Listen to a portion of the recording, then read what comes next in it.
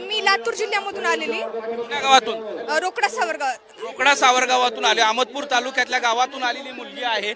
मला सांग की इथं येण्यापूर्वी तुला काय वाटलं होतं, किती लोक जमतील आणि इथं आल्यानंतर ही सगळी संख्या बघितल्यानंतर तुला आता पुन्हा काय वाटतं? एवढं वाटत होतं की येणार, भरपूर जण येणार, लाखथर येणार, पण इथं आल्यानंतर वाटते की ही संख्या करोडोपर्यंत नक्की जाणार. 12 वाजेपर्यंत जोपर्यंत मनोहर जरांगे पाटील इथं येत नाही तोपर्यंत ही संख्या कोटीपर्यंत नक्की जाणार. आणि येण्याच्या आधी असं होतं की मी गेल्यानंतर ना तिथं गेल्यानंतर कसं आहे म्हणजे नेमकं भावना काय आहेत महिलांच्या. मी आता जेव्हापासून इथं आले ना, इथं आल्यापासून ज्या महिलांपासून ज्या तरुणीपाशी बसले त्यांच्या भावना जेव्हा ऐकते ना, एक आजी आहेत, आजी आल्या ते म्हणू लागले की माझ्या मुलाला 92% पडलेले, 92% मार्क पडलेले आणि तो घरी बसून आहे. ते एवढ्या वेदना त्यांच्या हे झालेल्या की ते एवढं भारावून गेले, त्यांना काय बोलतील ते देखील समजत नाही, एवढं भारावून त्या आजी गेलेल्या.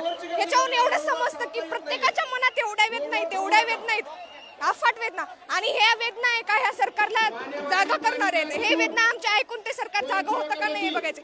आणि महत्वाचं म्हणजे हे सरकार आहे ना झोपलेलं नाहीये, बिलकुल झोपलेलं नाही, झोपेचं सोंग घेत आहे. आणि एखाद्या वेळेस झोपलेल्या माणसाला उठवता येतं, पण झोपेच्या सोंग घेतलेल्या माणसाला कधी उठवता येत नाही. पण हे वादळ, हे जे मवाळ आहे ना, या वादळाला कधीच शांत न करणार हे वादळ आहे. आणि हे वादळ आहे, मवाळ आहे.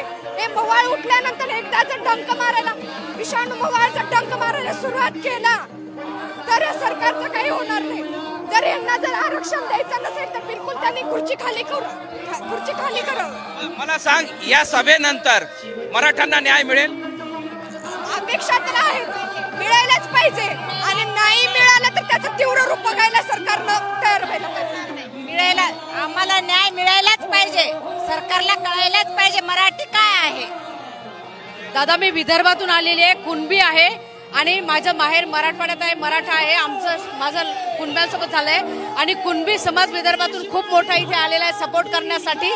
हे भुजबळांना आमची चपराक आहे. पांढरे पेशी नेते उभे करून कुणब्यांना विरोधात टाकत आहे. ग्राउंडवरचे कुणबी आम्ही मनोज जरांगे साहेबांसोबत आहे. एक मराठा लाख मराठा, मराठ्यांना आरक्षण मिळालंच पाहिजे, मराठ्यांना आरक्षण मिळालं पाहिजे असं हे सगळे सांगतायत. आणि त्यामुळंच हे सगळे लोक एकवटलेले आहेत.